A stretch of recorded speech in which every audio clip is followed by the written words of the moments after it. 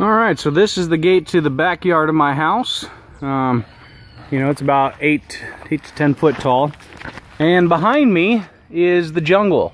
We got about 6 acres of jungle out there. It's all ours. And we just now started to start tapping into it. Oh, probably about a month ago. We actually started building this trail, as you can see here.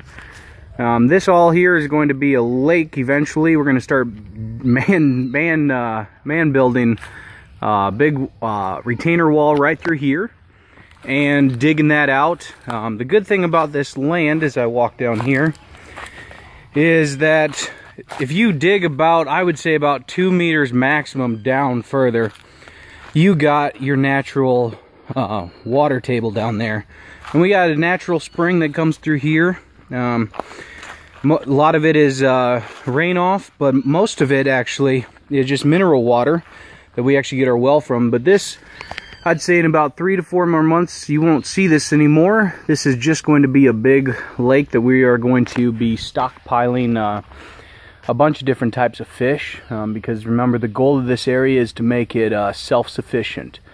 I want this to kind of be like my little piece of heaven here on earth. So excuse the mess right now. I mean, like I said, this is all just, you know, virgin jungle, and we just started getting into it about a month ago.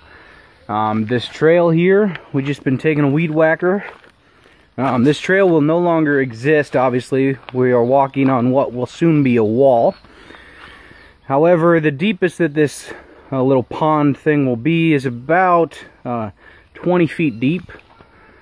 But that's perfectly fine. So everything that you can see here is all my land here at Busher's Farm. Here's where we get our water from. This is our well. I don't know exactly what to do with this. I would like to make like a little structure, you know, out of brick and stone, you know, kind of like you see the old-fashioned ones, just for pure decoration purposes. We're gonna leave this little jungle part here alone because we love to see jungle. But as you can see, we're chopping down stuff and trying to make a road.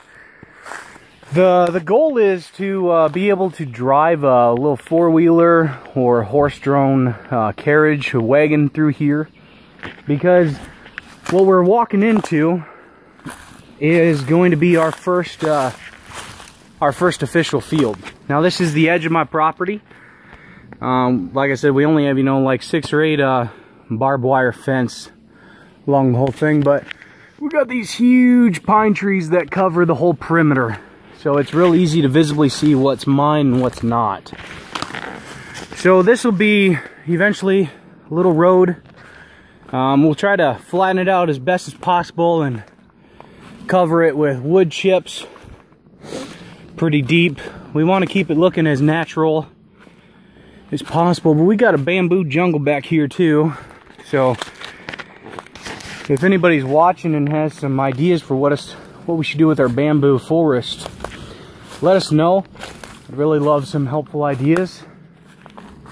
These little trees here will be coming down yet.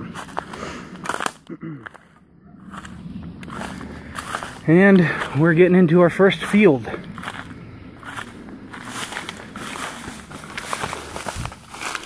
We got the weed eater sitting out.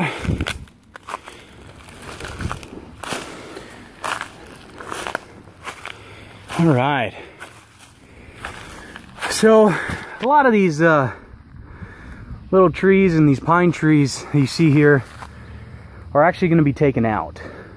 We want to make this a huge, huge field. Well, here comes Bruno. Bruno is a guy that helps us out on here on the farm. He's actually a neighbor, so he helps watch over. If anybody knows what's in that wheelbarrow, leave them in the comments now and that you knew it. Otherwise, let me tell you. It is mandioca. Here in Portuguese, we call it mandioca. In English, I believe you would call it cassava, like a cassava root. That is what we are planting here on our very first field. Now, right over there, behind all those trees, is the house. You can't really see it, and that's the way we like it. If you crouch down, you can kind of see a little bit of it. Otherwise, for the most part, we don't want, because there's going to be a little lake pond thing in there. But like I said, these big trees here, it's all going to be cleared out. We're going to be burning all this leftover grass because we want to put the nitrogen deep into the soil here. It is some really good soil. Going to be planting, I think we'll be planting about 500 or 600 mandioca plants or cassava root plants. So basically, let me quick show you, or to explain to you the process of what it's going to be like. Let me grab one of these cassava roots. Tudo bem? Opa! Perfeito. Alright, so this is cassava root, and let's see, right about here, you see a little, right about there you see a little, little baby tree popping up. So you just cut it right about like that, and you bury that right into the ground.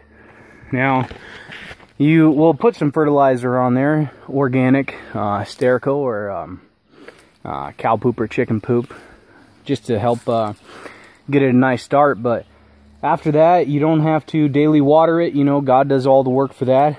We plant it. The unfortunate part is it does take about 6 months to a year until the harvest comes through. But each one of these little baby trees that we plant, you know, like about that right there, it will produce for us about 10 kilos or more of cassava root within the year. And we could just keep planting over and over. So there's Bruno. He is raking up all the tall grass. We're going to be burning it, building our first big field, doing some market gardening. So wish us luck here at Busher's Farm. Keep us in your prayers. We thank you for everything that you do and praying for us. If you have any questions on any of this, leave them in the comments below. And I'll see you here in the future. God bless.